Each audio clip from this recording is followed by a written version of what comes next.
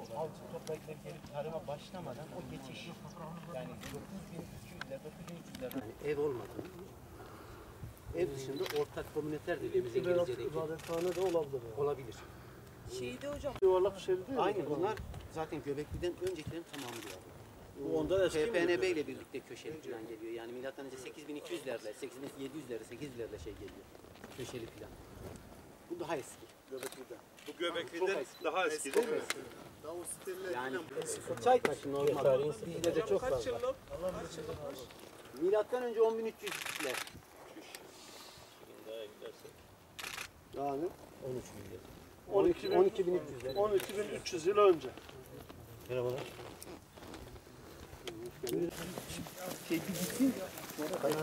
şeyin sonu ilk o avcı toplayıcıları gelip tarıma başlamadan o geçiş yani 9200'ler, 9300'ler Dediğim gibi mesela Cevkalamarlar böyle büyük binaları var. Her gözünde farklı buluntular çıktı. Birinde yontma taşıymış, birinde buğday depolamış, birinde de öğütme taşlarını depolamış.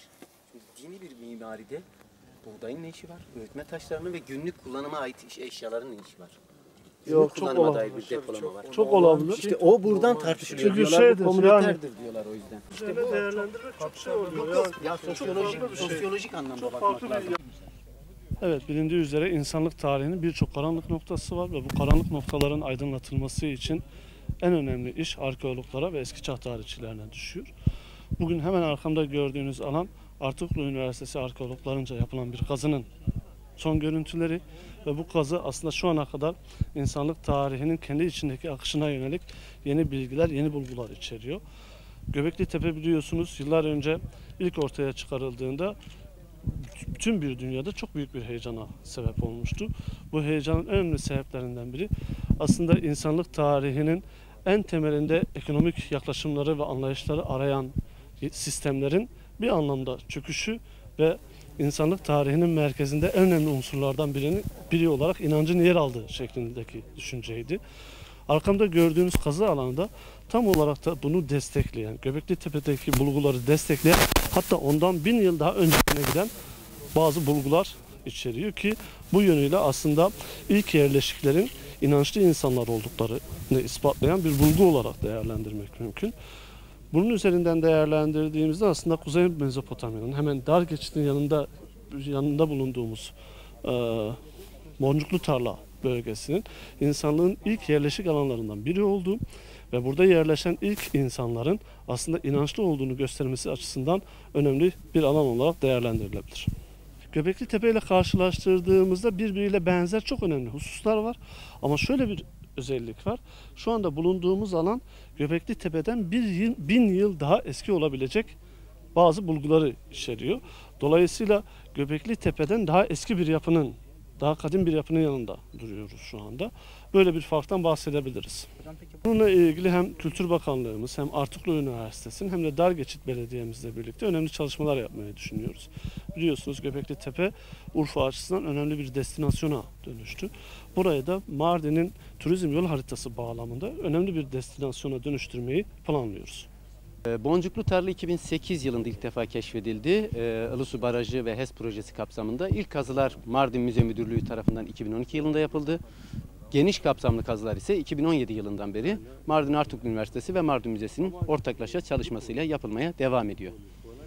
Boncuklu Tarla ilginç bir yerleşim yeri. Milattan önce 11 binlere, 12 binlere giden tabakalarla başlayan bu ilk yerleşik hayat yaklaşık 7 binlere kadar milattan önce kesintisiz olarak iskan gördüğünü gösteriyor. Yerleşim yerinde birçok ev, konut açığa çıkarılmakla birlikte bunun yanı sıra mezarlar ve özel binalar, tapınak olarak isimlendirilen birçok yayında, kamusal alan olarak isimlendirilen birçok özel yapı da açığa çıkartıldı.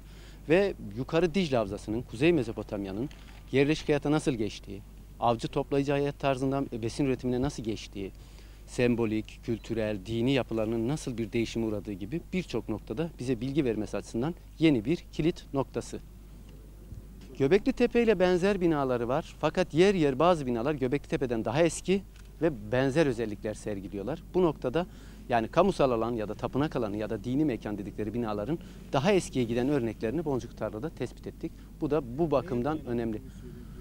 Binaların boyutları, formları, karbon analizleri, yerleşim içerisindeki yeri gibi birçok kriter var bu bağlamda. Bu kriterlere uyan, onlarla benzerlik gösteren ve daha eskiye tarihlenen bazı binalar Boncuklu Tarla yerleşiminde tespit edildi.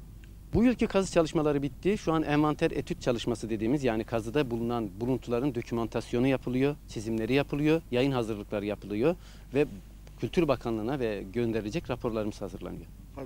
Büyük ihtimalle bundan sonraki senelerde de kazılara devam etmeyi düşünüyoruz ve istiyoruz. Hocam, Tabii ki açılmalı. Arkeoloji toplumdan bağımsız olmamalı. Arkeolojinin yaptığı şey aslında geri topluma dönmeli. Bu topluma da anlatılmalı. Turizme açılması demek, buradaki buluntuların, bölgenin geçmişinin insanlara da anlatılabilmesi demek. Şu an bulunmuş olduğumuz Boncuklu Tarla'nın da hocam da demin anlattığı gibi kendi kazı başkanlığı üzerinden çalışmaları gerçekleştirildi. Ve bu aslında buranın tarihi yerleşim olarak, yani sadece Dargeçit değil, Mardin için de önemli bir kilit noktası olduğunu ve bölgenin ilk tarihi yerleşim olması bakımından da önem arz ettiğini belirtmek gerekir. Tabii bu bilgileri hem medya aracılığıyla hem akademik çalışmalarla birlikte insanlara yaymak, tanıtmak ve bilgilendirmek gerekiyor. Bizler de bu konuda üzerimize ne düşerse yapacağız ileriki süreçte. Boncuklu Tarla'nın sadece dar geçit için değil, Mardin'in turizm potansiyelini arttıracak, turizmine katkı sunacak bir yer olması, tarihi bir mekan olması da bizim için önemli. Bir destinasyon merkezi haline getirerek turizmin turlara tanıtarak turizmin içerisinde güzergah noktası haline gelmesi konusunda da çeşitli çalışmaların yapılması gerekmekte. İnşallah tabii bu çalışmaların devam etmesi yönünde bizim çabalarımız da sürecektir. Biz bu konuda Dargeçit'in makus talihinin değişeceğine inanıyoruz. Belediye olarak da biz de elimizden gelen çalışmaları ve gayreti göstereceğiz. Bu konuda biz Kültür Turizm Bakanımızla geçen hafta bir ziyarette bulunduk, bir görüşme sağladık. Bununla ilgili, burayla ilgili çalışmaların devam etmesi, kazıların devam etmesini talep ettik. Sağ olsun Sayın Bakanımız bu konuda desteklerini ifade ettiler. Sonuna kadar biz destekleyeceğiz ve oranın ekonomik açıdan destekleneceğini ve kazı çalışmaların devam etmesi yönünde elimizden gelenin yapacaklarını söylediler. Bu bizim için makus talihin değişimi anlamına geliyor. Dargeçit, biz hep söylüyorduk, en uzak ilçeyiz, işte gelen gidenimiz yok. Ama inşallah buranın vesilesiyle Allah'ın izniyle Dargeçit Mardin'in kalbi olacaktır. Buna inanıyoruz.